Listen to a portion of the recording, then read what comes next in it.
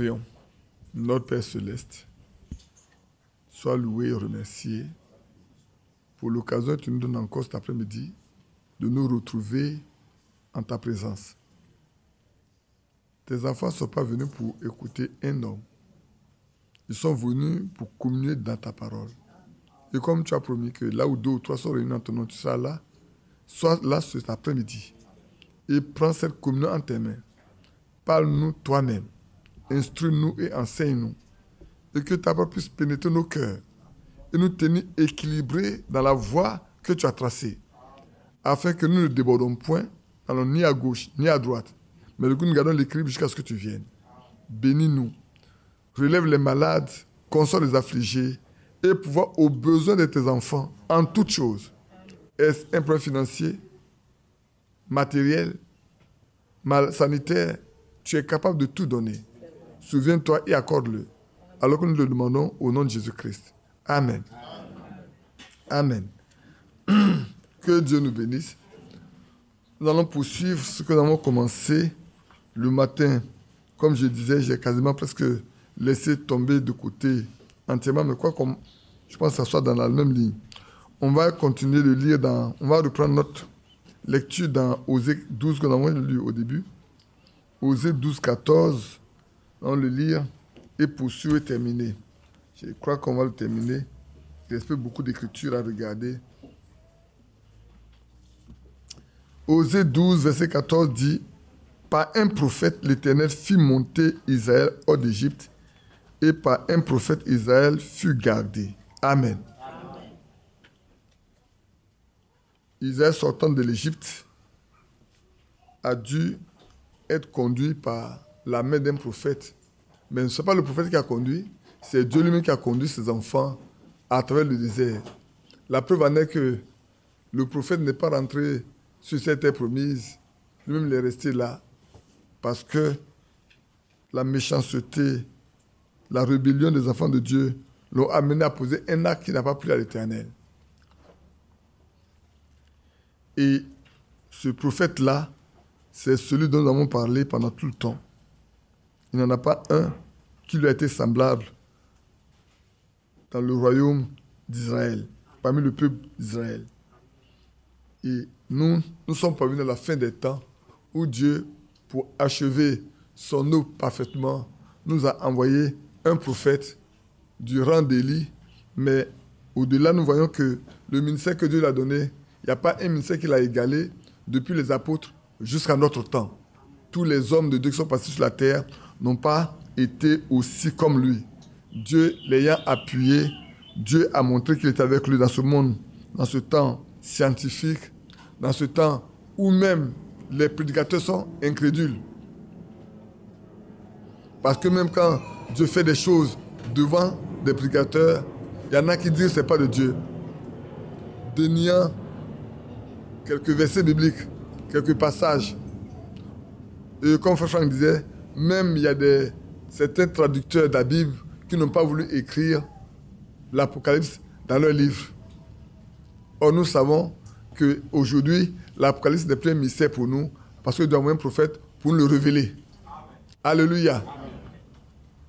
Et nous sommes parvenus à la fin des temps, mais en liaison avec les autres, nous nous rendons compte que frères, comme nous l'avons lu dimanche passé, combien sortis de l'Égypte ont pu rentrer sur la terre promise. On s'est rendu compte qu'il n'y avait que Josué et Caleb. Il n'y en a que 2. Donc le rang est serré, très serré même. Et nous qui sommes parvenus à la fin des temps, nous qui, comme on pourrait le dire, sommes dans le 3e exode certainement, nous qui n'allons plus sur une terre promise physique, mais nous devons, comme le Seigneur l'a promis, il va prendre une place pour nous, pour que quand il va finir de nous chercher, c'est vrai. Combien serons-nous? Jusqu'à aujourd'hui, quand nous lisons, quand nous vérifions, quand nous écoutons, on nous dit que ça s'est vraiment resserré. Un petit nombre, un petit troupeau, à qui le Père a trouvé bon de donner le royaume. Amen. Pour ça, nous allons lire ensemble Matthieu 7. Matthieu 17 plutôt, hein? Matthieu 7, non, Matthieu 7. Matthieu chapitre 7. Excusez-moi. On va lire quelques versets bibliques rapidement pour avancer. Matthieu 7. Je lirai du verset 13 au verset 21. Non, j'ai lu le verset 13, et puis ensuite je crois que je vais lire aussi le verset 21 suivant. Mais on va lire d'abord.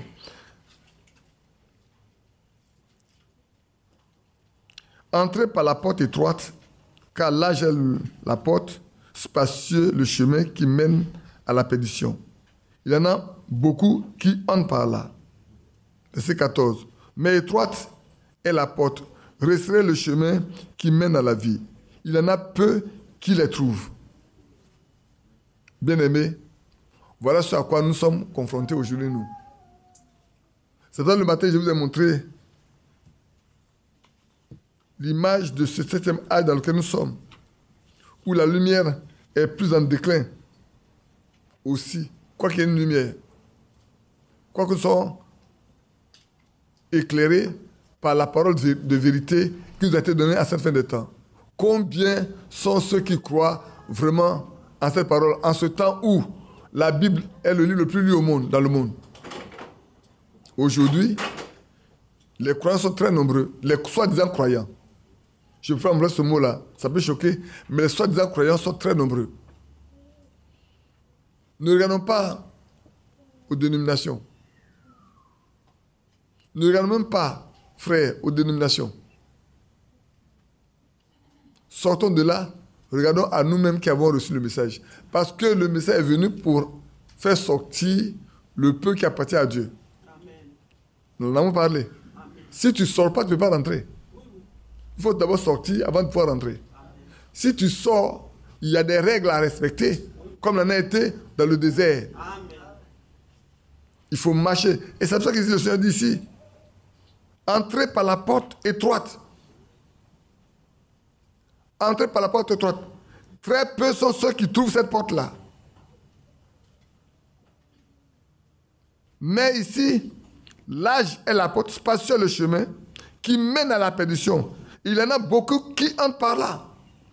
Frère, je vous pose la question. Est-ce volontairement qu'ils entrent par là? Ils sont aveuglés. Est-ce que quelqu'un peut volontairement dire, moi je vais aller me jeter dans un trou? Non. Non. Mais il est écrit que quand un aveugle connaît un aveugle, tous les deux tombent dans un trou. Amen. Ils sont devenus aveugles. Ils ne voient pas. Frère, lisez bien. Allons, on va le lire. Allons lire l'âge de Laodicée. Pour que vous faites le lien avec ce que nous venons de lire. Lisons l'âge de Laodicée, après chapitre 3.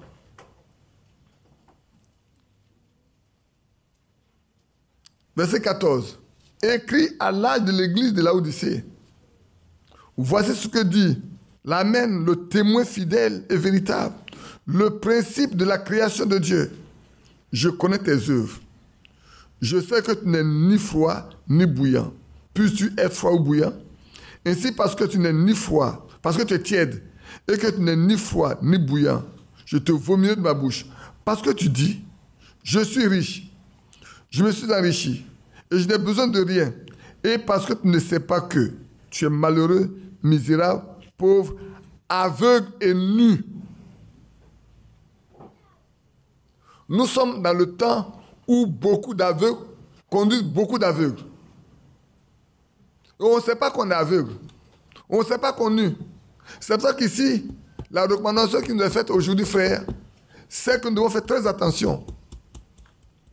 Prions pour que le Seigneur nous donne des colis pour ouvrir nos yeux, afin que nous voyons. Amen.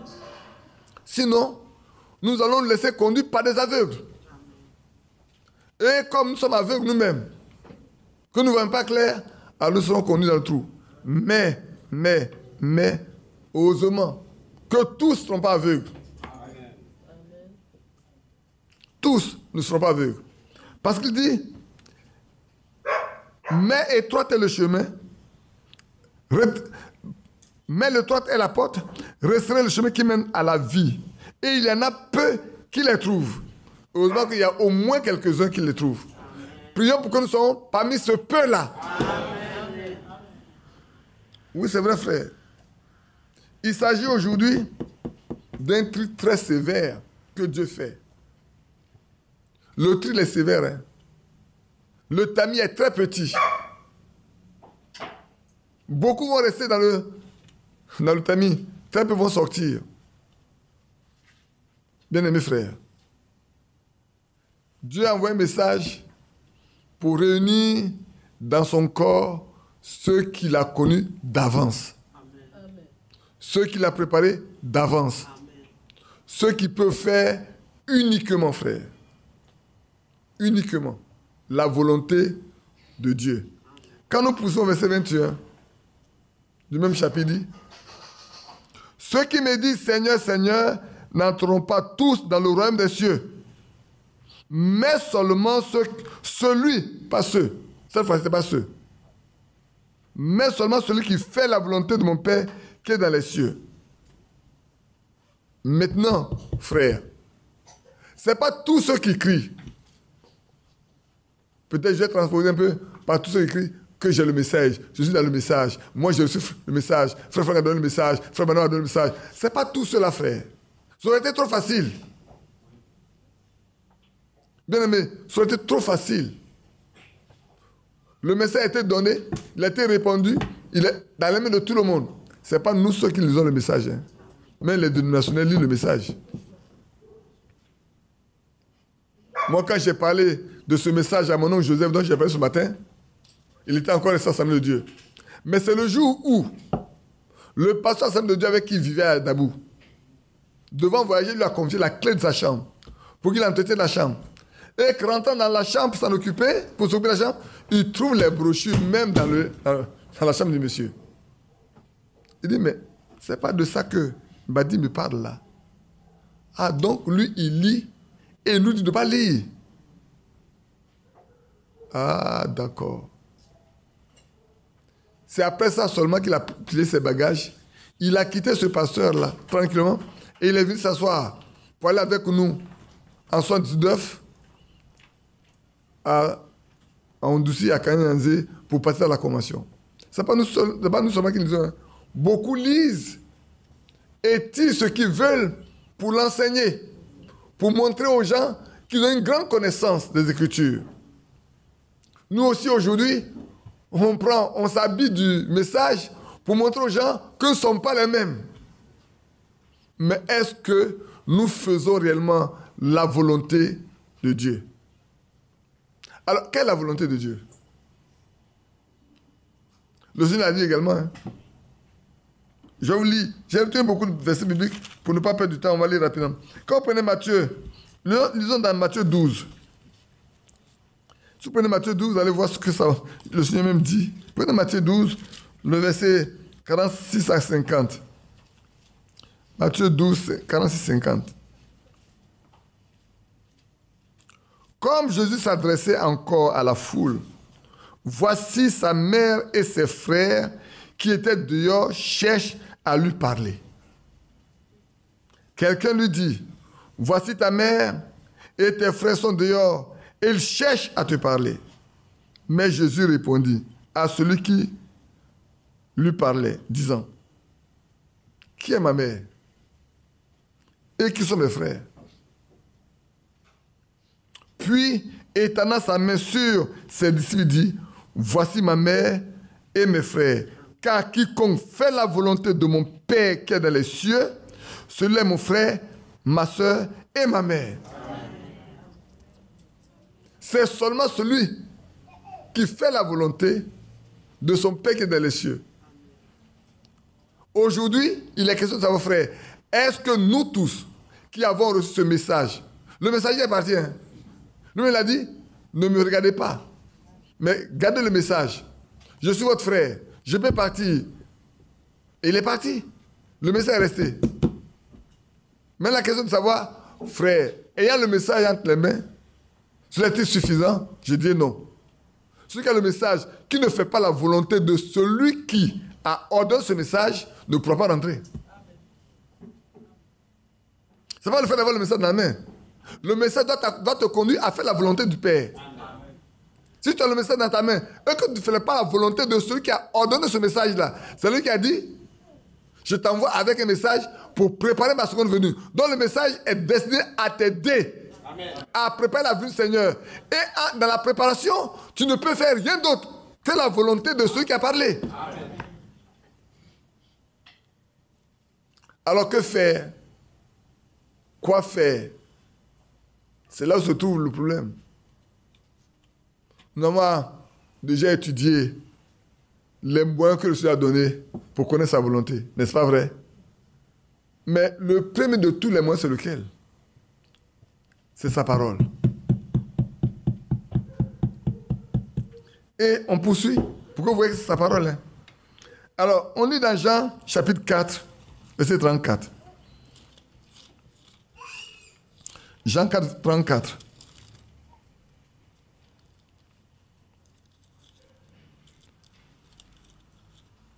Jean 4, 34 dit ceci. Vous connaissez bien Jean 4, vous savez bien ce que c'est l'autre. Je vais lire à partir du verset 32. Non, prenons le verset 31. Pendant ce temps, les disciples le pressaient de manger, disant, Rabbi, mange.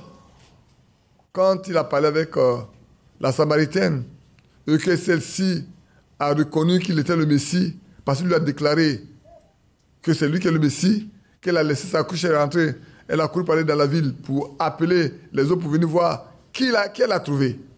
L'homme qui lui a dit tout ce qu'il a fait. Oh là là, l'homme qui lui a révélé qui elle était, en réalité. Alors, les disciples parviennent à lui avec la nourriture, dit, pendant ce temps, les disciples le pressaient de manger, disant, Rabbi, mange. Mais il leur dit, j'ai à manger une nourriture que vous ne connaissez pas. Les disciples disaient, donc, les uns des autres, quelqu'un lui aurait-il apporté à manger?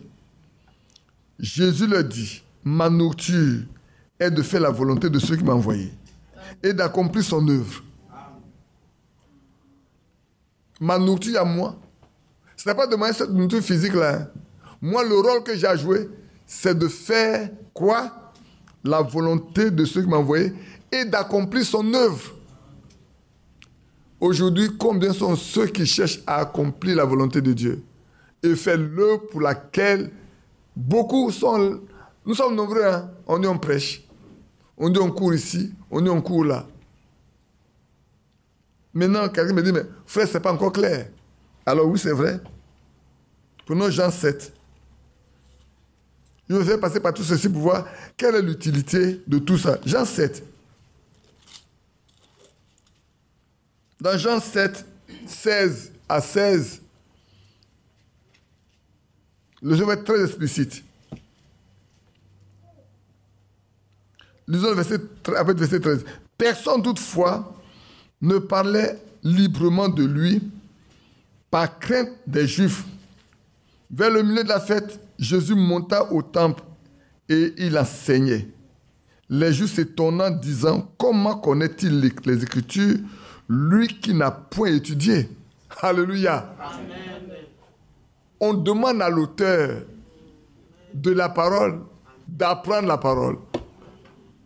Les gens sont étonnés que celui qui n'a pas été dans leur école, qui n'a pas été au pied d'un docteur de la loi, comment se fait-il que celui-là connaît les Écritures? Frère, on n'a pas besoin d'aller dans une école. Même dans le message, frère, celui qui est de Dieu connaît ce que Dieu veut. Amen. Je sais de quoi je parle. Amen. On poursuit. Les Juifs s'étonnaient disant, comment connaît-il les Écritures, lui qui n'a point étudié? Jésus leur répondit, ma doctrine n'est pas de moi, mais de celui qui m'a envoyé. Amen. Si quelqu'un veut faire quoi? Sa volonté. Il connaîtra si ma doctrine est de Dieu ou si je parle de mon chef. La parole de Dieu est le premier moyen de connaître la volonté de Dieu, frère. Tout vrai croyant ne peut pas rester en dehors de la parole de Dieu. Tout vrai croyant ne peut que marcher. Frère, veux-tu connaître la volonté de Dieu, mais connais sa parole. Amen. Veux-tu savoir ce que Dieu demande pour toi aujourd'hui? C'est pour ça que, frère, écoutez, le Seigneur, dans ce temps où les gens lisent beaucoup la Bible, mais qu'ils ne la comprennent pas, je vous ai dit auparavant que vous savez une chose. Au début, le diable pensait qu'en tuant, en mettant à mort les croyants, il finirait par les faire arrêter. Mais il s'est rendu compte que plus les gens meurent, plus ils croient. Je n'ai pas encore reçu mon... Ça y est là. Ah, tu me remets ça demain. D'accord. Plus les gens croient, plus les gens meurent, plus il y en a qui croient. Il a dit, ah, comme ils aiment bien ce livre-là, ce livre noir, ils aiment bien ça, je vais faire une chose. La seule chose que je vais faire, c'est de leur donner ce livre. Mais je vais barrer le visage. C'est pour ça que le Seigneur dit, à l'aide de l'Odyssée, tu es aveugle et tu ne vois pas. Amen. Si tu n'es pas aveugle, tu comprendras ce qui se passe. Quel est le pied dans lequel tu es? Qui te combat? Aujourd'hui, l'aide de l'Odyssée, dit j'ai la connaissance. On n'a même pas de connaissance. Parce que la lettre tue, seul l'esprit vivifie. Ce qu'il nous faut aujourd'hui, c'est que nos yeux soient ouïs par Dieu lui-même. Et que nous puissions comprendre ce qui est écrit. Sans cela, on fera seulement du surplace.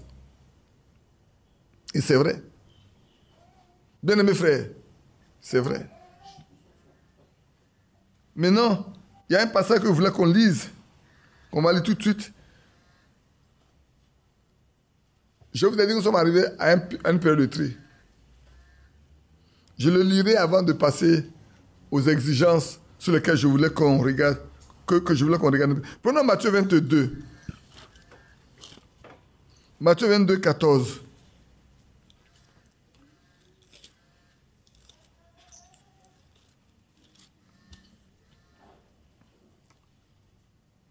Tout à l'heure, on a lu le passage en nous disant il faut pouvoir choisir le chemin étroit, n'est-ce pas? Pour entrer.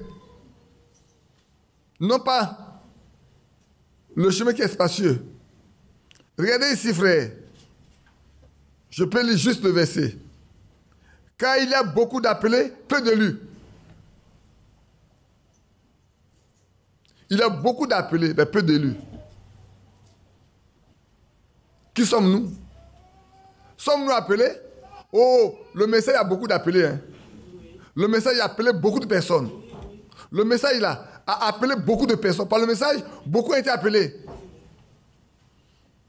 J'avais l'habitude de vous dire, si tous ceux qui avaient cru étaient restés sur place et dans la foi, peut-être les bâtiments, on aurait construit des bâtiments de plusieurs dizaines, de centaines de mètres. On ne serait pas capable de remplir ça. Donc, il y a beaucoup d'appelés. Mais il y a très peu d'élus. Frère, notons que les appelés sont nombreux. Comment on saura que tu es un appelé? Comment saura... Frère, tout homme qui dit « Je suis un message » est un appelé. Toute femme qui vient au message, il est appelé. Mais à quel moment reconnaîtrez-vous les élus? Seuls ceux qui auront reçu le Saint-Esprit. Amen. Et qui seront capables de marcher avec Dieu. Ceux sont élus. Hier, je disais, frère, je vous l'ai dit ici, frère, nous sommes arrivés à un temps où chacun de nous doit avoir une seule préoccupation. Suis-je en Christ? Suis-je un chrétien? Suis-je une chrétienne? Nous le savons. N'est pas chrétien, n'est pas chrétienne, aussi longtemps que vous n'appartenez pas à Christ. Vous n'êtes pas de sa propriété. Pour que vous soyez de sa propriété, il faut qu'il vous possède. Amen. Et qu'il vive en vous. Que vous lui apparteniez en propre.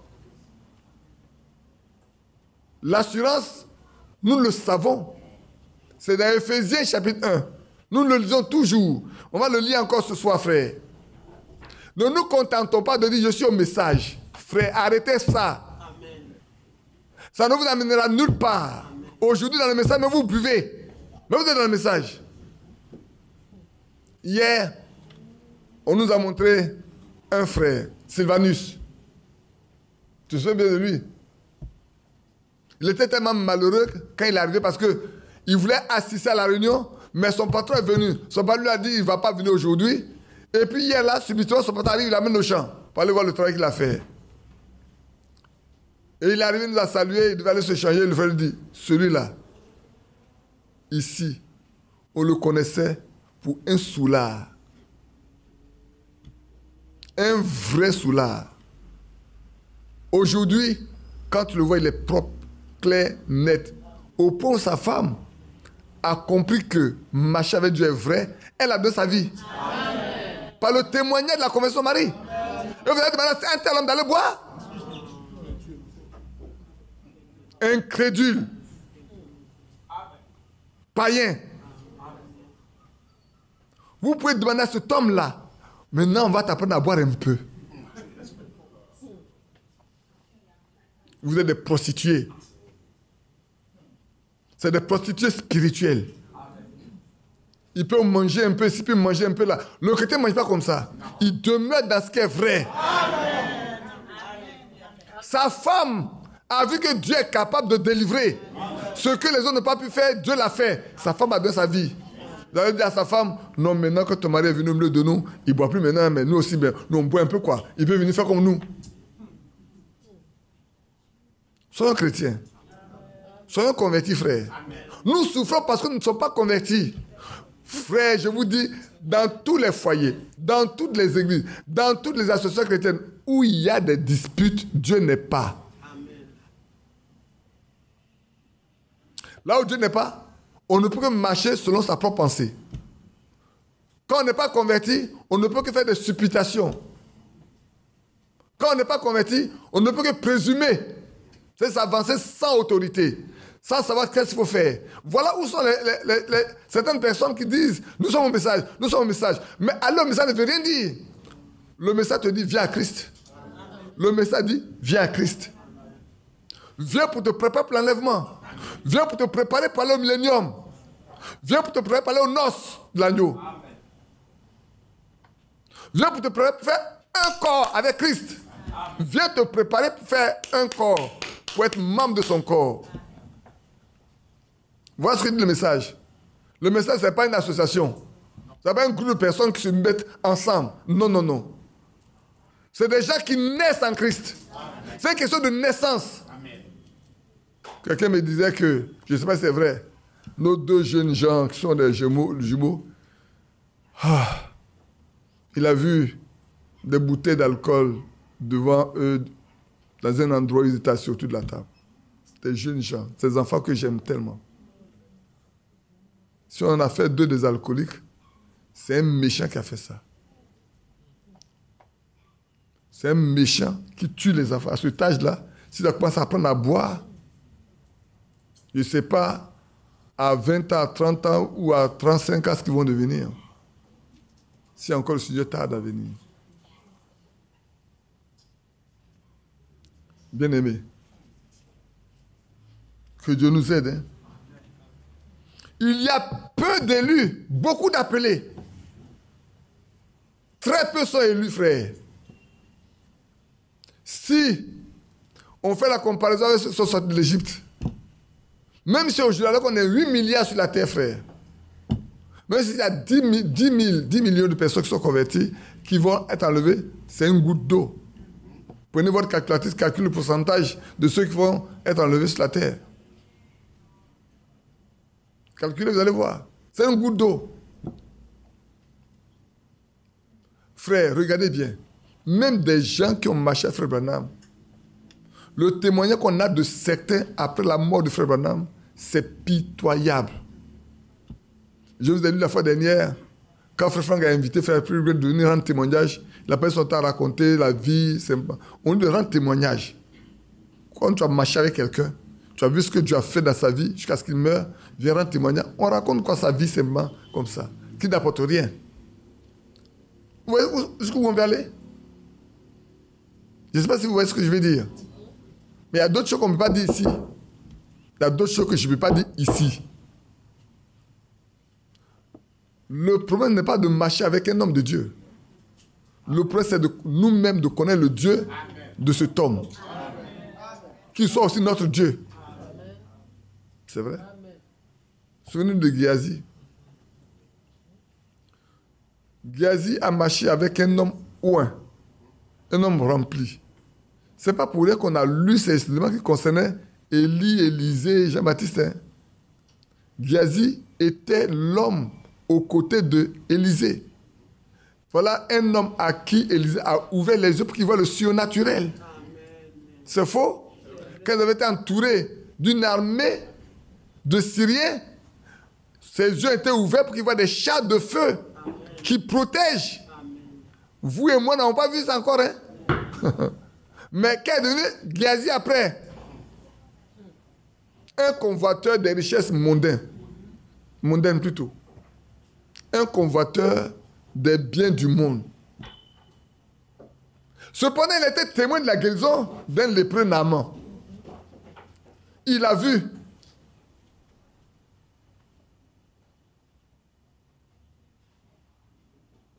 Il a vu Naaman qui voulait se fâcher, à qui les serviteurs ont dit, mais maître, si tu avais demandé une grande chose, ne le ferais-tu pas? Tu l'aurais fait.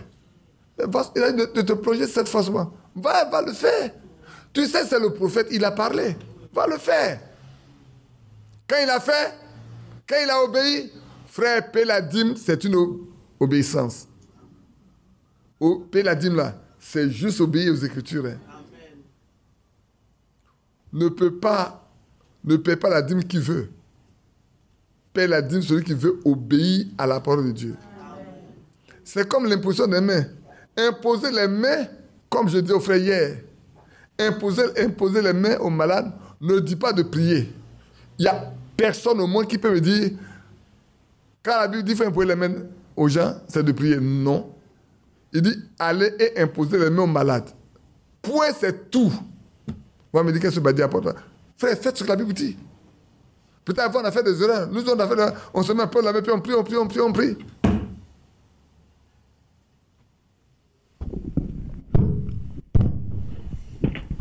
Si, excusez-moi, hein, mon frère est malade, j'ai dit, Seigneur, tu as dit d'imposer les mains aux malades. Je lui impose les mains qui soient guéris. Point, c'est fini. Je ne vais pas faire 2 minutes de prière. Je ne vais pas faire 3 minutes de prière. Et on dit d'imposer les mains aux malades. Vous voulez qu'on le lise? Je vous le lis.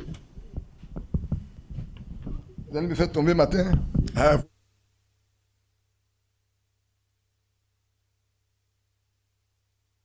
Ils imposent les mains aux malades, les malades sont guéris. On n'a pas dit prions pour les malades là. Hein. Ils imposent les mains aux malades, les malades sont guéris. On va le lire. Amen. Faisons ce que Dieu dit. Point, c'est tout. Amen. Voici les miracles qui accompagnent ceux qui auront cru. À mon nom, ils chasseront les démons. Chasser les démons, c'est chasser les démons. Quelqu'un est possédé, on me l'envoie, je dois chasser le démon. Je dois ordonner à ce monde de partir. Mais pourquoi le démon va-t-il partir? Est-ce parce que je suis fort, je suis puissant? Non, parce que l'autorité de Dieu est avec moi. Et qu'il sait que moi-même, je suis investi d'une autorité qui vient de Dieu. C'est ça qui va faire qu'il va partir. C'est pas autre chose, hein? Et puis, ils parleront de nouvelles langues. Ils saisiront des serpents. Ce n'est pas qu'ils vont courir après les serpents. Hein. On ne va pas courir après les serpents pour les saisir. C'est pas ce qu'il a dit. Hein. Si tu arrives de saisir un serpent par inadvertance, parce qu'il y en a qui vont chercher à provoquer. Il ne faut pas chercher à provoquer. Si un serpent là, tu peux le tuer par un morceau de bois, prends un morceau de bois pour le tuer. Il faut dire comme la Bible dit. Maintenant, si tu es dans une situation où ce n'est pas pour le serpent, saute sur toi, tu l'attrapes. Tu le saisis, tu demandes que, au nom de Jésus, je t'ai saisi, comme la Bible dit, tu meurs. Va mourir. L'apôtre Paul n'a pas fait l'expérience. Tout ce qui est écrit là, il y a une expérience, frère. L'apôtre Paul a pris des broussailles pour mettre dans le feu. Le serpent s'est accroché à sa main. Il a secoué comme ça, la vie peut être tombée dans le feu. Tout le monde s'attendait à ce que l'apôtre Paul meure. Mais rien ne lui est arrivé. Vous êtes comme l'apôtre Paul. Là, ils ne sont pas... Vous n'êtes pas sûr. Alors là, je me trouve devant les gens qui sont un peu perplexes actuellement. Là. Léon, tu es sûr que ça t'arrivait, tu restais tranquille? Tu ne vas pas courir par là à l'hôpital, aller chercher un natif venimeux?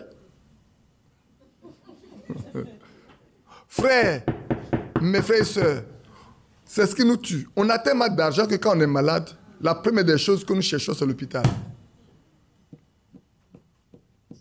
C'est vrai. Mais le jour où on n'aura pas d'argent par l'hôpital, qu'est-ce qu'on fera?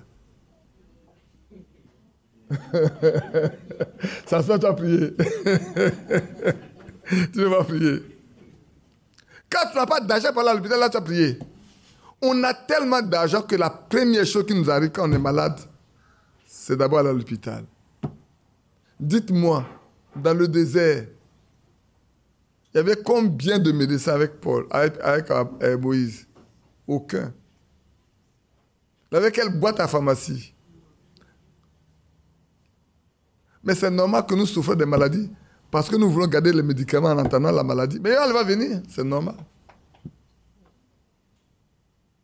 Je ne dis pas que le croyant ne va pas à l'hôpital. C'est pas ce que je dis. Hein. Ne me comprenez pas. Mais ne mettez pas l'hôpital en avant. Soyez chrétiens. Rentrez en possession des promesses que Dieu vous a faites. C'est vrai. On poursuit. S'ils boivent quelques breuvages mortels, il ne leur fera point de mal. N'allez pas tenter Dieu. Mais si on vous empoisonne, que vous ne le savez même pas là, sachez que vous avez prié là. Pourquoi vous devez prévoir de manger? C'est pour ôter ce qui peut vous faire mal. C'est pas compris? On prie. L'autre verra qu'il t'a empoisonné, mais toi, tu as bu, tu es parti. Je vous ai donné le cas de notre sœur Nawa. Vous vous souvenez? Nawa converti, son père a loué une dame pour l'empoisonner pour la tuer. Mais elle vit encore aujourd'hui. Son père est mort, elle est encore vivante. Hein. Son père est mort. Et son père qui ne voulait pas d'elle. Quand elle a su que son père est malade, elle est partie. Quand elle se marie, ses parents ne sont pas venus. Hein. Ses parents ne sont pas venus. Comprenez-moi, ses parents, aucun parent n'est venu. Mais quand elle a pris son père malade, elle est partie. Elle a dormi sur la même natte que son père. Et son père a reconnu que. Il lui a dit, parmi tous mes enfants, tu es la seule qui m'aime. Celui qu'on voulait tuer, ou celle qu'on devait tuer, elle est partie. Elle ne peut plus venir. Mais elle est là. Elle amène la même à son père. Dormi sur la même natte, jusqu'à ce que son père meure. Elle est entrée, son père va partir. Soyons chrétiens, frères. Ils imposent les mains aux malades, les malades sont guéris. Écoutez bien, ils imposent les mains aux malades et les malades sont guéris. C'est ce qui est écrit, non? Ils imposent les mains aux malades et les malades sont guéris. Alors, montrez-moi comment on impose les mains à un malade. Qui veut me démontrer ça? On met combien d'heures, combien de minutes pour poser la main à quelqu'un?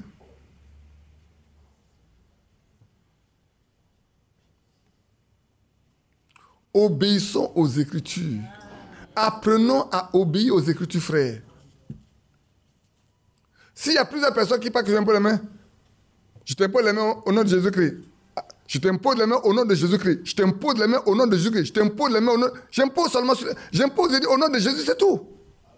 Je ne vais pas m'arrêter pour prier pour lui. Maintenant, s'il veut m'arrêter pour prier pour lui, je m'arrête pour prier pour lui. Je ne lui impose pas les mains. Au nom de Jésus, tu imposes les mains. Au nom de Jésus, qui t'impose les mains. Il a dit vous imposez les mains. Pourquoi? Parce que Dieu vous oint. Amen.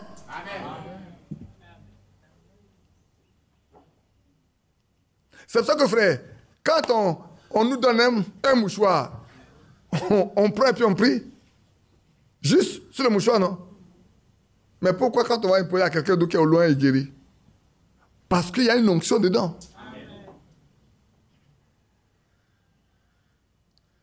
Faisons ce que la Bible nous dit. Le temps est arrivé où nous devons obéir strictement à ce que la Bible nous dit. Avant, peut-être, on n'a pas compris. Mais au fur et à mesure que le temps passe, le Seigneur nous apprend que nous sommes au temps où nous devons obéir et faire sa volonté.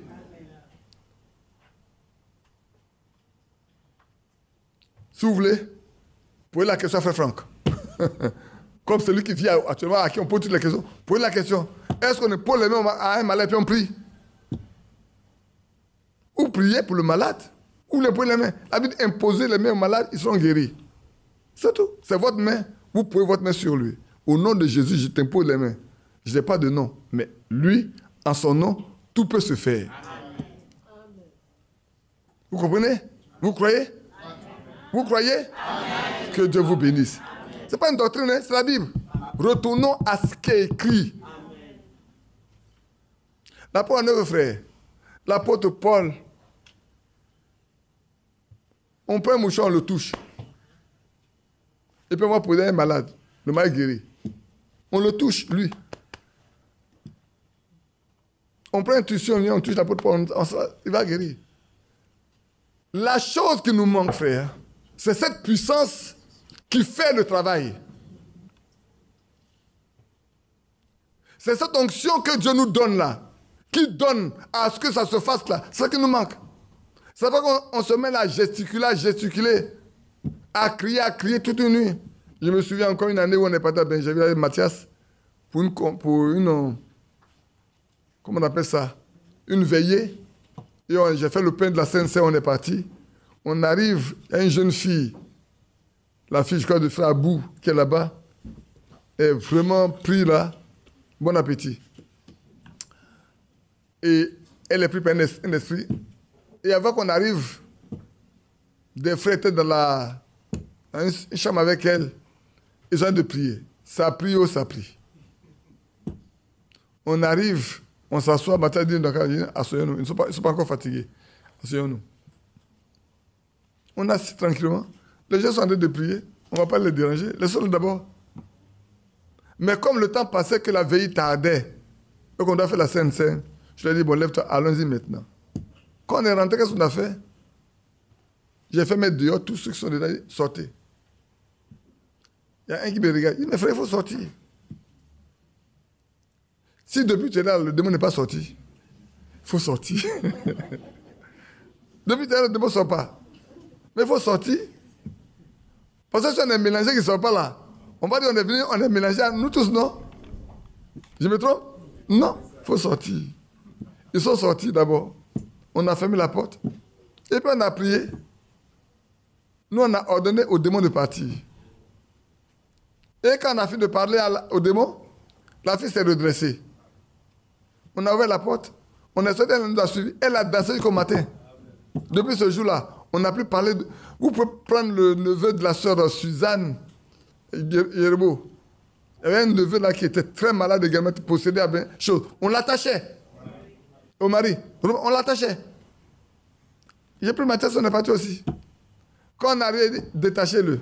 Ne le liez pas, détachez-le, liez-le. Il a dit, détachez-le. Puis on est assis devant lui. Il a assis, on est assis. On n'était pas débordé de grands assis. Et puis on a parlé avec lui. On a deux démons là. Nous sommes venus pour lui dire dans quelle partie, laisser l'enfant libre. Pour qu'il vive sa vie. On n'a pas fait 30 minutes. On a fait une sortie, on est parti. Romarie n'a pas eu ce plan de démon jusqu'à aujourd'hui. Je n'ai pas entendu parler de ça. Hein. Frère, marchons avec la Bible. En mon nom. Ce n'est pas en ton nom, ce n'est pas en ton cri. Ce n'est pas en ton cri. En son nom. Si son nom n'est pas avec toi, alors reste tranquille. Mais son nom là, tu l'as pris un jour. Tu t'es repenti. Tu t'es confessé.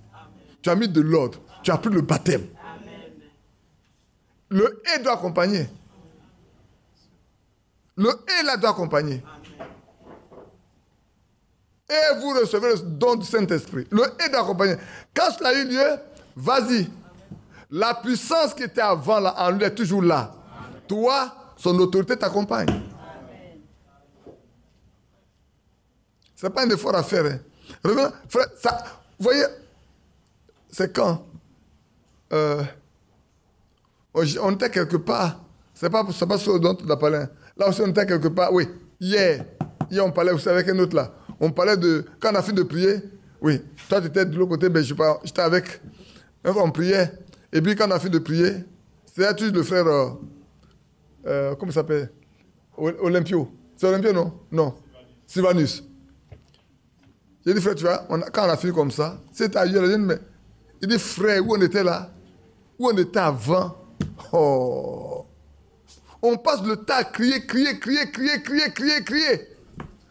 On passe le temps. Et puis le malade ne guérit pas.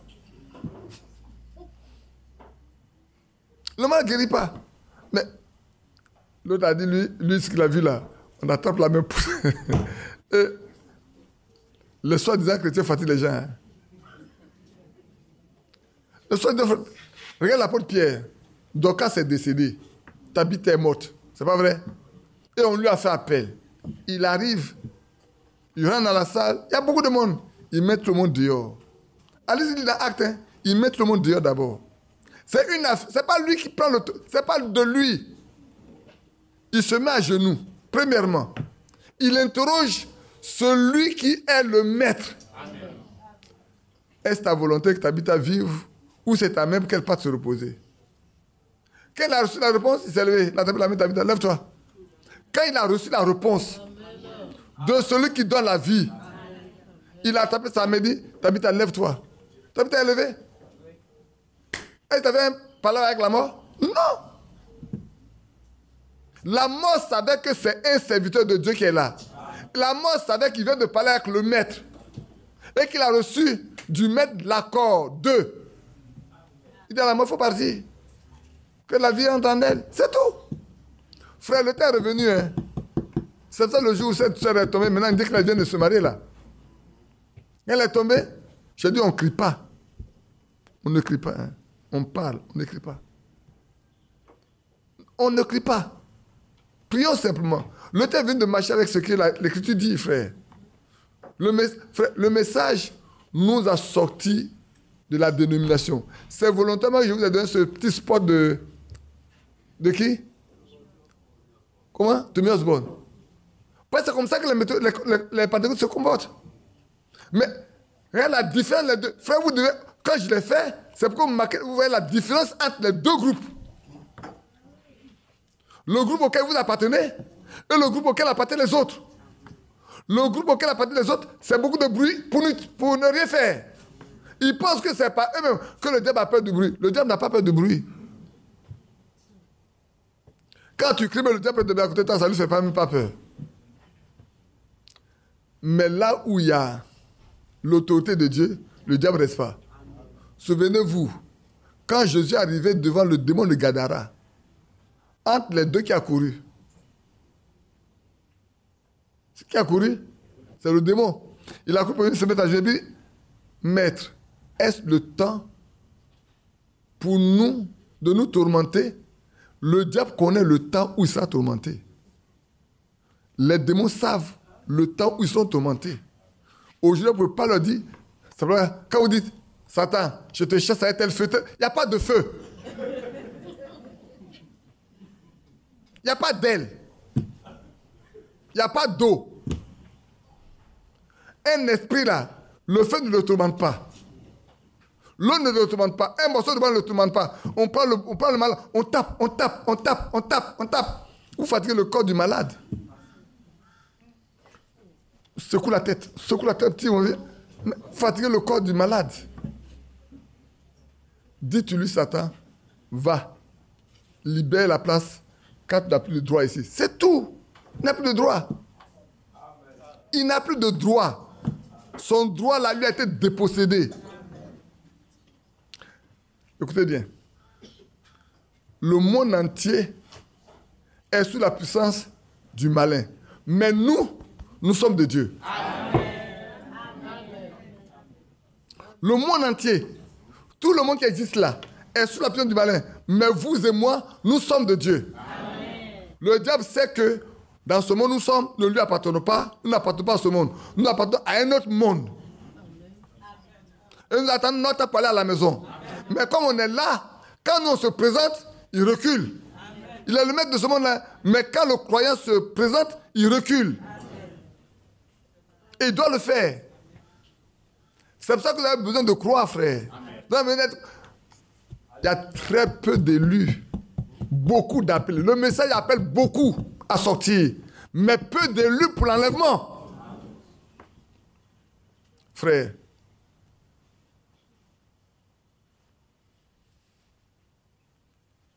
Et c'est vrai. Le temps est arrivé où nous devons démontrer qu'il y a quelque chose qui s'est passé un jour dans notre vie.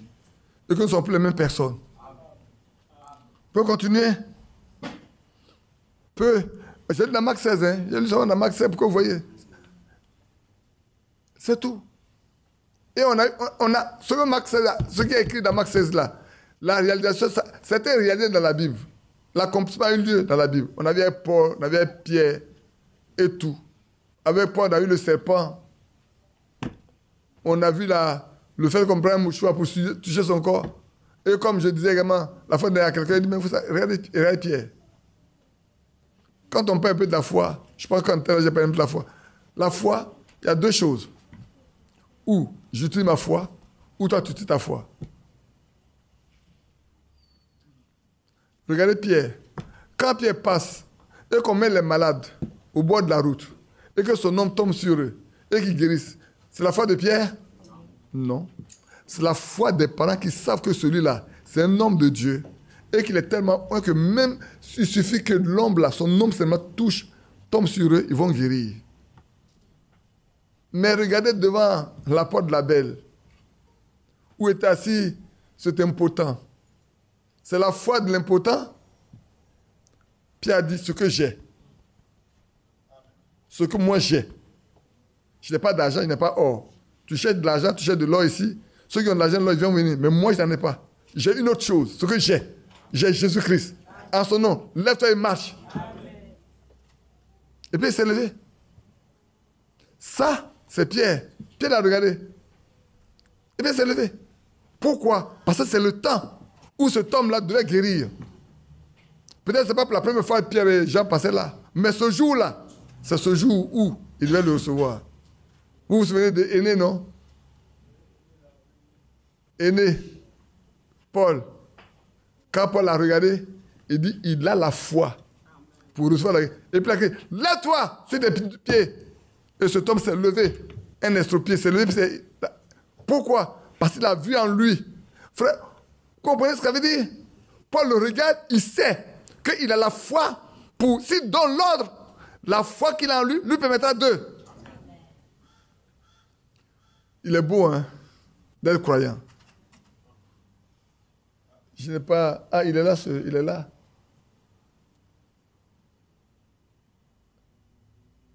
Anissé, le jour où Anissé a fait vœu à sa femme et que sa femme a accepté ce vœu, moi je n'étais pas informé. Il a mené rire. On était au village et puis quand ils sont rentrés dans la salle, j'étais autour de la table. Et ta femme s'appelle comment? T'as pas son nom?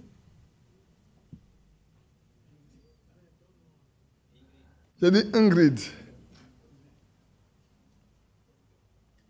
Le vœu qu'on t'a fait là, tu viens de le recevoir. Tu viens de l'accepter. Et puis, elle m'a regardé. J'ai dit, mais on t'a fait un vœu, tu l'as accepté, non? Mais je savais qu'on lui a fait un vœu. Comment j'ai su? Et il y en a qui est venu me parler de son mariage. Quand elle est rendue, dit, frère, que Dieu te bénisse. Tu as vu m'annoncer que tu devais te marier, c'est ça? Il m'a dit, mais chez toi, rien ne peut se cacher. Quand on arrive chez toi, rien ne peut se cacher. Il dit, mais parce qu'il est là. Comme il est là, rien ne peut se cacher. Frère, soyons chrétiens. Quand vous êtes à ce niveau-là, Dieu vous parle. C'est pour ça qu'on lit la Bible. Peu d'élus. Qui est élu ici? Levez vos mains. Croyez. Croyez, hein, frère. Et vous qui êtes en ligne, je ne parle pas des hypocrites. Je parle de ceux qui sont sincères. Levez vos mains. Ce jour, vous serez présent. C'est vrai. Très peu d'élus. Peu d'élus. Mais il y en a. Le temps est arrivé où, frère, nous devons marcher comme des élus. La vie qui est en nous doit prouver aux gens que nous sommes des élus. On n'a pas besoin de crier pour dire que vous êtes chrétien. Non, non, non, frère. Marchez simplement. Maintenant, je vais rentrer avec vous dans quelque chose. Il est déjà quelle heure? Il est 16 heures. Oh, on a encore beaucoup de temps. On peut partir à 18 heures, non? Toi, un enfant, toi, des garçons, les grands-mamans sont là, tu dis à 18 heures. Allons dans 2 Corinthiens chapitre 6, que vous connaissez bien.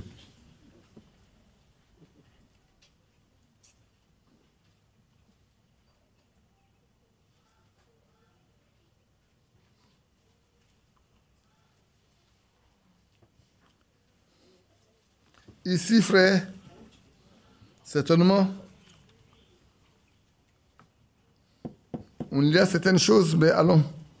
On va prendre le verset 14 quand même. 2 Corinthiens 6, 14.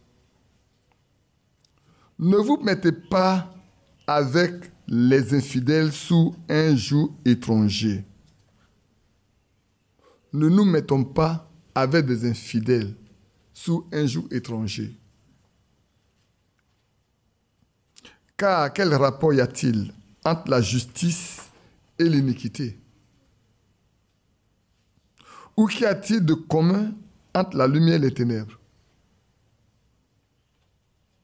Quel rapport y a-t-il entre Christ et Bélial? Ou quelle part a le fidèle avec l'infidèle? Frère, vous voyez bien, non? L'apôtre Paul nous interpelle pour dire, faites attention, qu'il y ait une séparation entre vous et tout le reste. Il n'y a rien de commun entre ceux qui sont élus et ceux qui ne sont pas élus. Le non-élu peut faire ce qu'il veut, mais l'élu ne peut pas faire ce qu'il veut. Il ne peut que faire la volonté de celui qui l'a élu. Il doit vivre comme le Luc commande celui qui l'a élu. Il doit marcher comme le Luc commande celui qui l'a élu. Frère, le temps est arrivé où il doit y avoir une séparation nette, totale, entre nous et le monde, entre nous et le péché. Il doit y avoir une nette séparation, frère. Ça doit être total. Nous voulons que l'Esprit de Dieu marche avec nous, nous conduise, nous tient par la main pour nous conduire. Frère, nous ne devons rien toucher de sale. Il n'y a pas de lien, frère. Le temps est arrivé. Je peux me regarder à mes enfants qui ont ou à mes soeurs qui gèrent des affaires. Faites attention. Des petits compromis ne sont pas permis aux croyants. Même dans la gestion de nos affaires. Ne faisons pas comme le monde fait. Vous savez, quand j'étais arrivé au port pour ma dernière tranche de travail, j'avais besoin d'un certain nombre de matériel. Et puis, on m'a dit, voilà telle personne qui livre des choses au port. J'ai fait appeler. Et j'ai fait ma commande. Il a vu la facture pour le fromage. J'ai dit, bon, ok, ça, on peut. Il faut livrer. Et puis il me dit, mais ça c'est le montant. Hein. Je dois ajouter quelque chose pour toi. Qu'est-ce que tu dis? Il dit, est-ce que je dois ajouter quelque chose pour toi dedans? J'ai dit non. Et il est parti, il a fait sa facture. Quand il a vu, il a dit, tu es le seul que je connais qui ne demande pas quelque chose pour lui, alors qu'il commande quelque chose pour sa société. Tout le monde prend leur part quand il commande quelque chose pour la société. Vous êtes tous surpris, non? Plus personne ne parle, ils me regardent bizarrement. Oui, il y a des gens qui sont prêts à faire des propositions. L'amour de l'argent fait qu'on va venir vous proposer beaucoup de choses, pour vous donner un peu. Tu commandes pour la société, hein? Mais pour ta société, même quand tu commandes, on dit on va mettre un peu d'argent dedans pour toi. Il faut accepter la commande, on va mettre un peu d'argent pour toi. Chrétien, jusqu'à la mort. Faut dire non. Faut dire non. Hein. Faut dire non. Je sais qu'on est dans un monde difficile. On est dans un monde aujourd'hui, pour avoir marché, on te demandera de faire quelque chose. Ça, c'est vrai. Je sais. Je sais de quoi je parle. Que Dieu nous aide. Que Dieu nous aide. Frères, ne laissons rien nous empêcher de plaire à Dieu. Je vous dis, ça peut être difficile ce que je dis, mais vivons comme le demande la Bible. Il n'y a rien de commun. Rien de commun. Là alors, là je me redresse maintenant. Il n'y a rien de commun. Je disais aux enfants à la maison, vous savez, vous êtes déjà mûrs, à part Sidney et sa petite sœur. Carlos, tu es mûr, demain tu vas quitter la maison. Nathanaël, tu es mûr, peut-être un peu de temps, tu vas quitter la maison. Justine, tu es mûr, peut-être demain après le temps te marier. Sarah, même chose. Mais sachez une chose. Quand vous quitterez ici, vous serez indépendant. Mais votre indépendance ne vous demande pas de sortir des rangs. Vous devez garder l'équilibre. Vous devez savoir que ce que vous avez appris, là, avec moi, doit demeurer. Vous ne devez sortir de rien du tout. Parce que souvent, et ça je remercie, je bénis Dieu pour Victorine, qui est restée une fille, comme d'ailleurs ma fille Adèle pour Vincent, qui est restée une fille. Parce que voilà les filles qu'on réveille à 5 heures du matin pour prier, depuis leur jeunesse. Elles ont gardé les mêmes habitudes, jusqu'à ce qu'elles se marient. Quand elles sont mariées, elles n'ont pas dit, maintenant je suis mariée, j'attends mon mari, commence. Si mon mari dort, je le réveille. Et ça a été utile pour leur foyer. Et ici, frère, c'est pour ça qu'un jour, des frères ont dû laver le visage de ce padre. Dit, nous, on ne peut pas aller à l'église. Et puis frère Badi va nous attraper là-bas. Mais l'homme même qui épouse cette femme-là, est-ce qu'il est converti? Frère, je ne rentre pas à la mairie avec toi.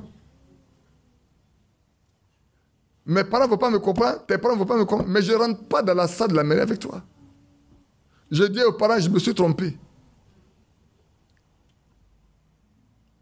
On dit, regardez comme elle est. C'est comme ça qu'elle va venir à la maison. C'est le jour de son jour. Mais le jour de son jour n'est pas mon jour à moi. C'est pas comme ça que je l'ai vu et puis je l'ai choisi. Oh, il y a quelque chose dans son cœur que je ne vois pas. Maintenant, il me prouve qu'il y a quelque chose d'autre dans son cœur. Et quand il me prouve quelque chose qui est dans son cœur, je ne l'apprends pas chez moi. Qui sait que quand elle arrive dans la maison, elle ne fera pas autre chose en plus. Peut-être qu'elle fera pire que ce qu'elle a montré ici. Il n'y a pas de lien, frère. Notez-le, il n'y a pas de lien. Écoutez-moi bien. Quel rapport y a-t-il entre le temple du Dieu et les idoles? Car nous sommes le temple du Dieu vivant. Amen. Nous sommes le temple dans lequel Dieu habite. Aladé, lève-toi.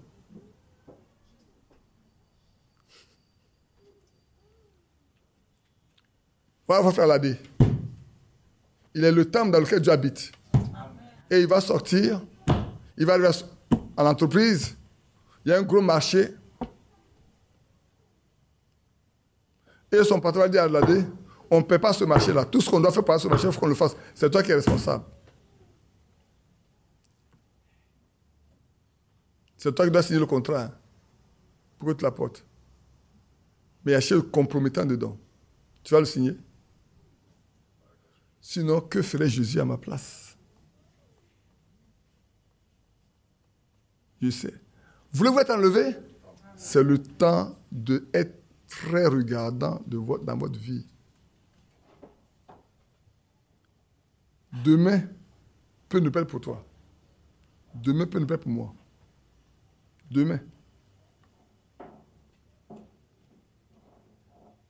Je parle à chacun de nous. À moi le premier. À moi le premier. Demain peut ne pas être pour moi. Demain peut ne pas être pour toi. Demain peut être un mauvais jour pour toi.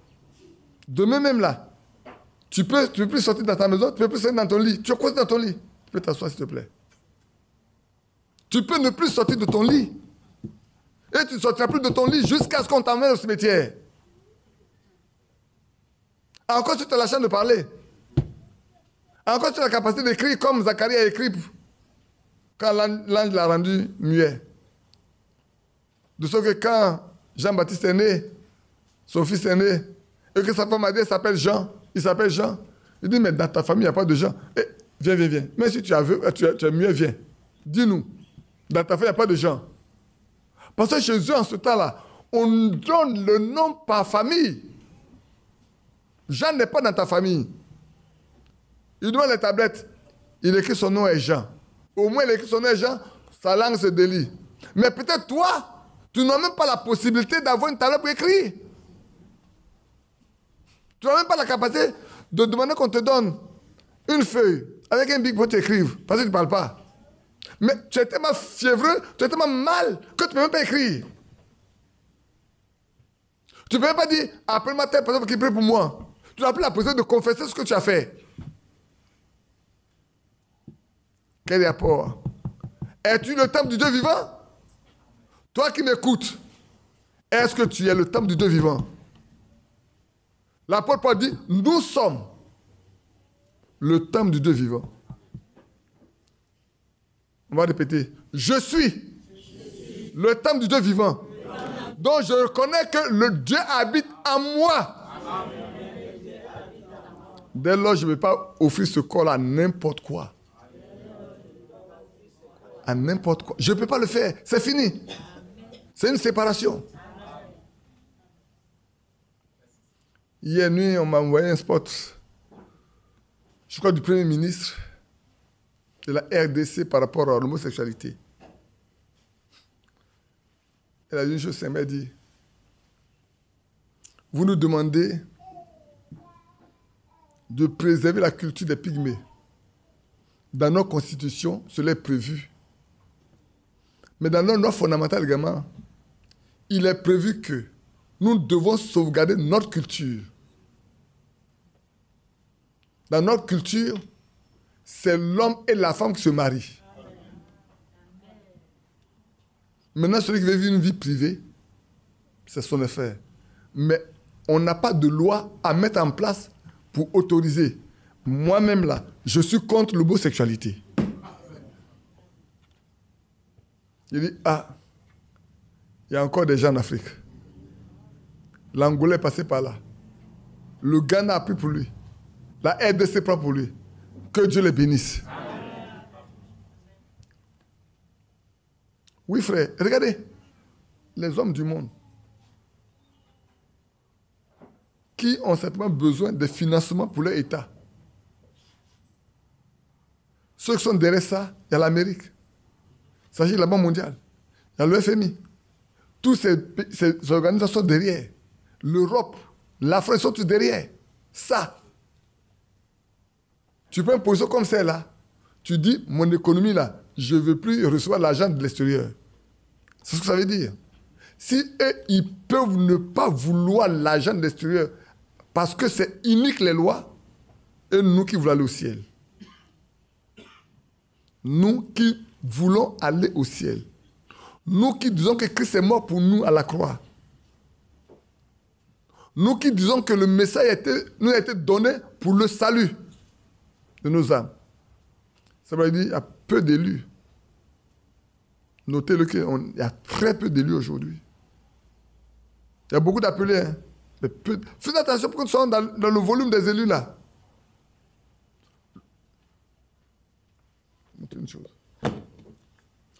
Si on ne marche pas comme ça, il n'est pas possible de voir le Saint-Esprit. Je vais terminer puis ici. Viens.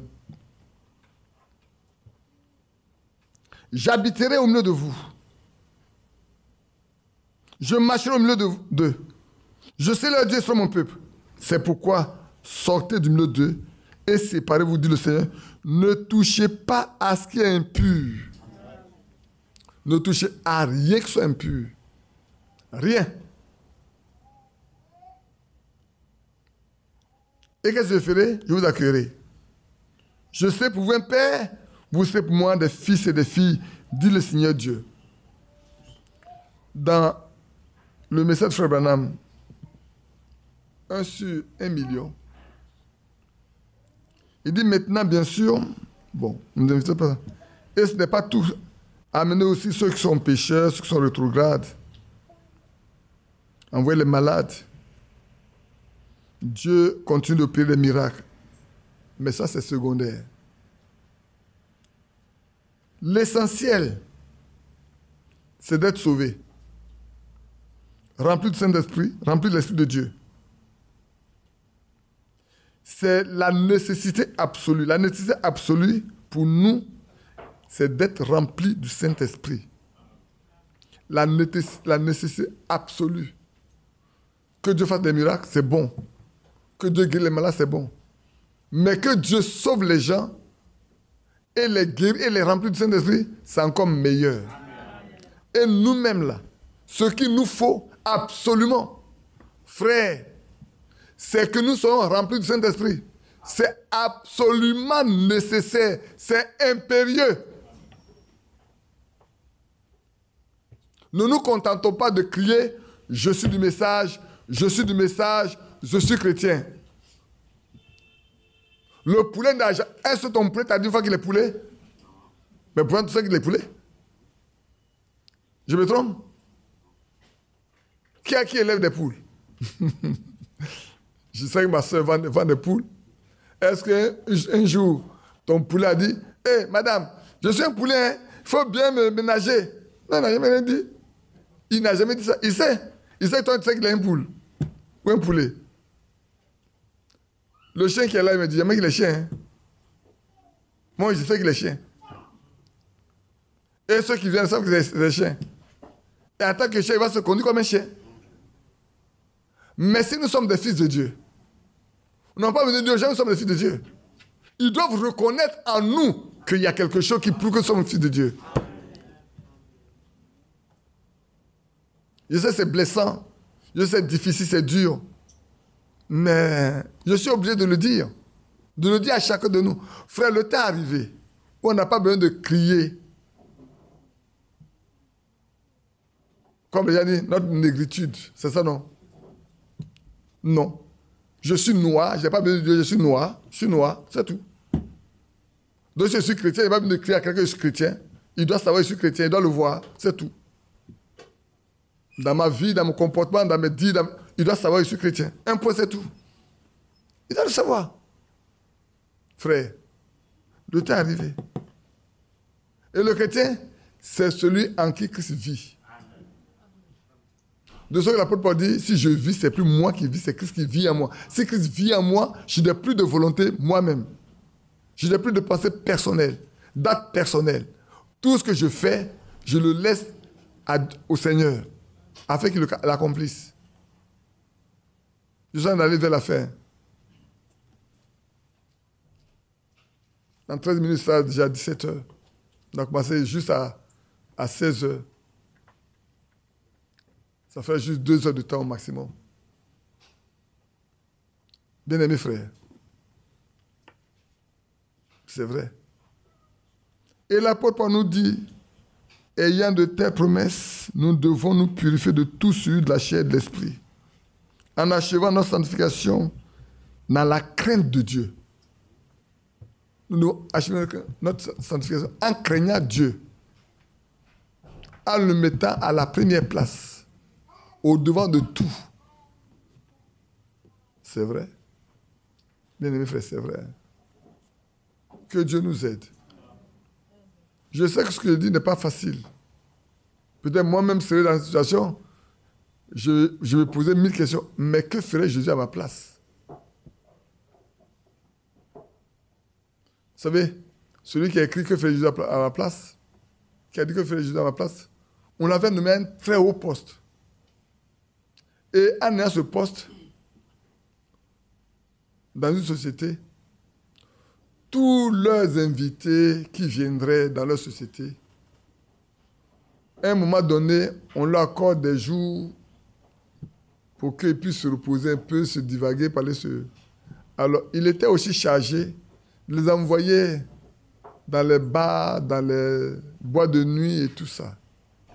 Ça fait partie de sa fiche de poste. Il a dit à ses patrons, vous dites que ce que je dois faire, ça, c'est dedans. Ils ont dit, oui, il dit, je m'excuse, excusez-moi. Je veux le poste, mais je peux le donner à quelqu'un d'autre. Parce que ma foi ne me permet pas de faire ça. Il dit, ma foi ne me permet pas de faire ça. À cause de ma foi là. Je vais garder le poste que m'a donné actuellement là. Il est plus bas, hein. L'autre là, c'est un haut poste, c'est vrai, mais je voudrais garder ce poste là. Pour qu'il ne soit pas obligé de faire ça. Les gens l'ont regardé. On te donne un poste. Il dit, le poste là, c'est beau, c'est l'argent. Mais je suis un chrétien. Je ne veux pas mourir. Et il a abandonné mon Dieu. Il a encore trouvé, plus tard, il a trouvé encore plus confiance en ses patrons. Parce que quand on cherchait quelqu'un de honnête dans des postes plus difficiles, lui, on peut lui faire confiance. Parce qu'il peut dire ce qui est vrai. Lui peut dire ce qui est vrai. Il peut dire ça, je ne peux pas le faire à cause de ma foi. Mais on sait qu'il est chrétien. Il va toujours faire rire un peu en disant, au début, quand on était les puits, moi je dis, on avait un vœu à faire, les vœux à faire en fin d'année. Chaque directeur devait venir voir le comité, le directeur, les adjoints, et puis présenter ses vœux. Beaucoup sont passés avant moi. Et j'ai un autre également qui est pasteur, et il a beaucoup d'églises sous sa responsabilité. Série de Pouba. Et puis, il est passé avant moi. Quand moi je suis arrivé, je leur ai dit, nous allons prier d'abord. On incline tous la tête, on ferme les yeux, on prie. Mes patrons, tous les musulmans ont fermé la tête, j'ai prié. J'ai présenté mes vœux. Et quand j'ai fini de dire, on ferme la tête, on prie, on remercie le Seigneur. On a fait. Et quand j'arrive au bureau, il m'a appelé, il dit, mon frère, j'ai dit, je ne savais pas qu'il était chrétien. J'ai dit oui. Il dit, mais tu as prié au nom de Jésus ici? J'ai dit oui. Il y a un problème. Il dit que Dieu te bénisse pour ton courage. Depuis ce jour, quand il y a des galas, des dîners galas ici et là, quand on envoie les cartes, quand même je suis assis devant mon patron, quand les cartes arrivent, il dit, Badi, lui, n'est pas concerné par ça. On sait que lui, là, il ne peut pas aller là. Et il vient, c'est son secrétaire. Il faut venir. Il faut donner telle carte à telle personne, telle carte à telle personne. Il dit, tu sais que Badi, lui, c'est un chrétien, il ne va pas être là-bا. Mais je sais qu'il y en a qui se disent pasteurs connus, mais on leur donne les cartes. Ils vont. Mais pour eux, ils vont parce qu'ils ne vont pas danser, ils sont assis. Mais je vous dis, une année, on a regardé, tout ça, c'est tout le monde qui était parti, parce qu'on devait remercier, féliciter nos clients qui sont à l'Interland. Mais je n'ai pas pu rester pendant 1 heure de temps. Mon patron m'a su que j'étais dérangé. Lui, il a su que j'étais dérangé. Je lui ai dit, ben, je peux rentrer à la maison. Je peux rentrer à la maison. Je suis sorti. Ce qui se passe là, ça ne me convenait pas. Mon âme n'était pas d'accord. Mon esprit était irrité. Je suis parti. Que ferait Jésus à ma place? Bien-aimé, que ferait Jésus à votre place? Laisse-moi lire autre chose pour terminer. Pour nous, le temps est arrivé d'accomplir toute la parole de Dieu. Pour chacun de nous, le temps est venu que nous accomplissions toute la parole. Je ne sais pas pourquoi je parle comme ça ce soir. Hein. Je ne sais pas pourquoi. Il n'y a pas prévu de parler comme ça. Mais ce n'est pas pourquoi je le dis.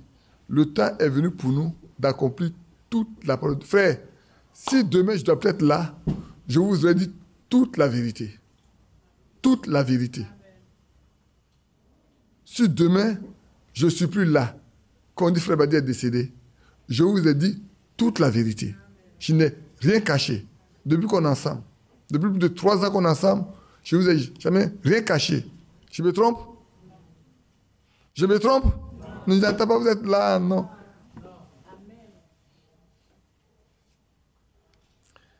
Alors, je vais lire la deuxième chose que j'ai posée dans ce message-là.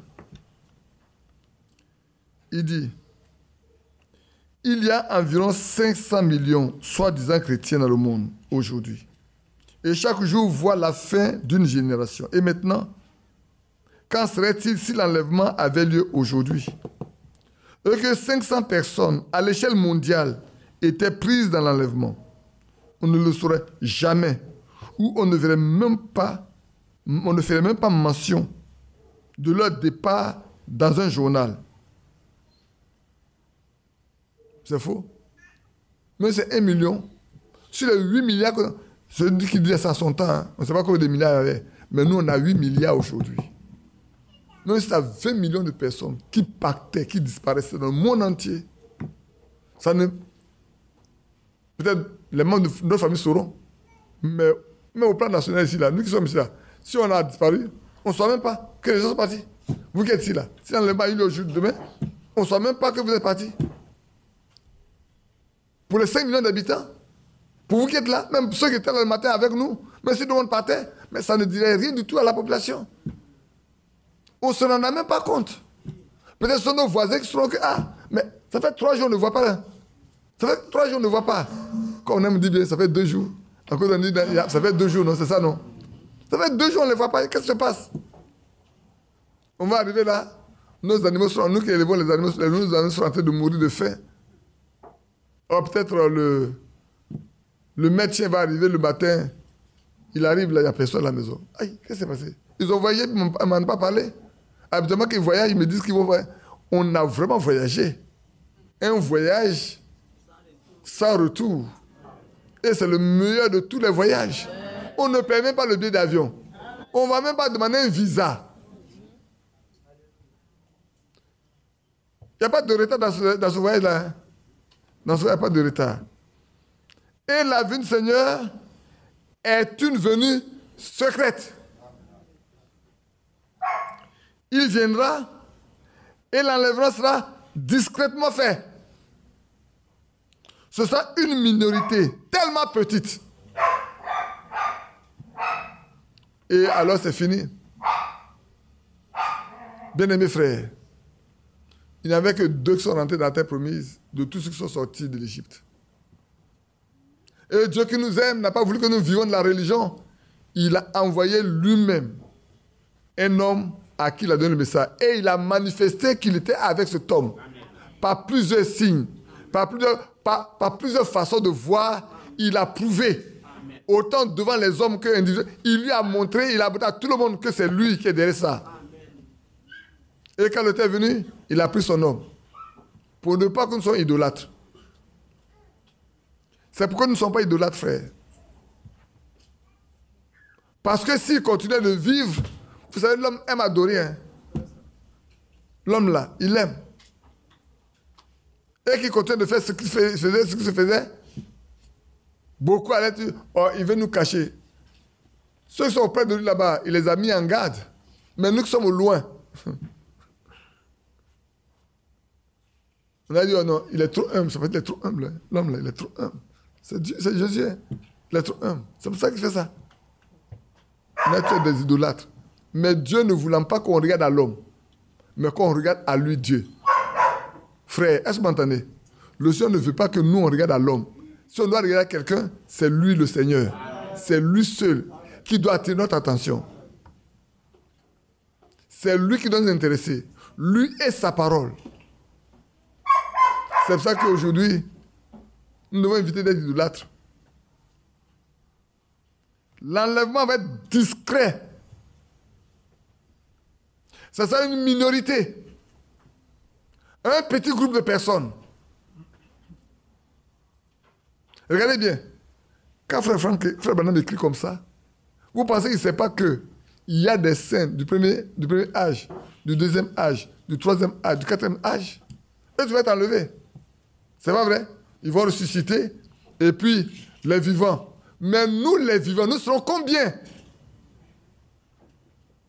Les vivants de ce jour-là. Vous savez, il y a beaucoup qui ont reçu le message qui sont morts avant. Hein? C'est faux? Mais ce jour de l'enlèvement, là, les vivants seraient combien? Nous disons, frère, il va y avoir beaucoup de personnes. Oui, il va y avoir beaucoup de personnes. Parce qu'il y en a qui sont morts au temps de Paul, au temps d'Irénée, de Colomban, de Martin, et ainsi de suite, jusqu'à notre époque. Voilà.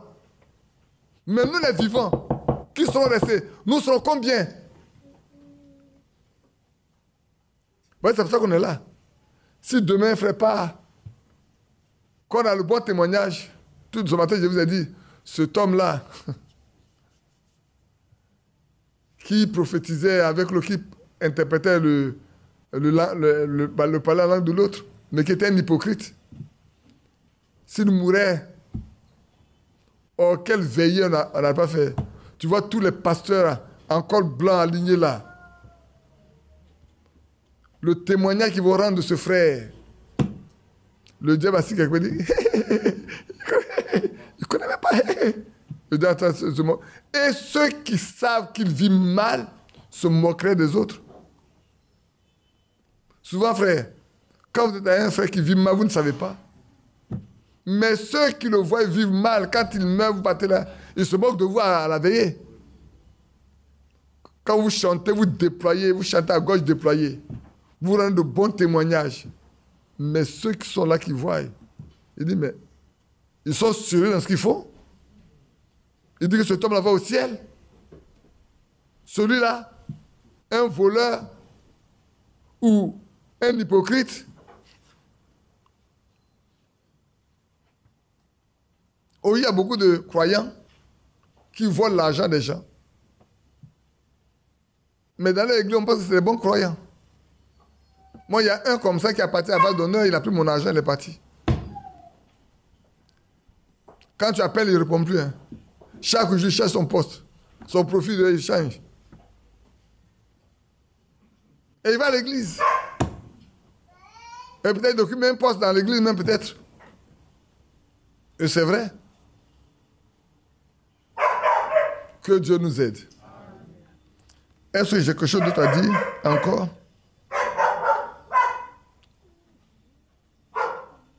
Non, je pense que j'ai dit l'essentiel de ce que j'avais à dire pour terminer ce message qui a été long. Ça fait 4, non? 5. 4. Il a été très, très court. Il a été très court. Il y en a qui vont jusqu'à 7. C'est ça, non? Que Dieu vous bénisse. Notons bien, en retour que frère, il y a peu d'appelés. Beaucoup d'appelés, peu d'élus. Beaucoup d'appelés, peu d'élus. Prions le Seigneur que nous sommes dans ce peu d'élus-là, que nous fassons partie de ce petit groupe, ce petit noyau, ce petit troupeau à qui le Seigneur a trouvé bon de donner le royaume. Que Dieu vous bénisse. On peut se lever ensemble.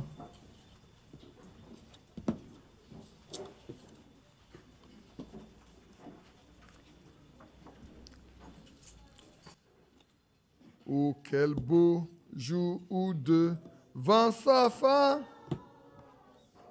tous les jetés apparaîtront en sa gloire et sa grâce de leur chant. Les cieux retentiront. Je vais le laisser entonner pour nous. Le sable des plats, nombreux comme le sang.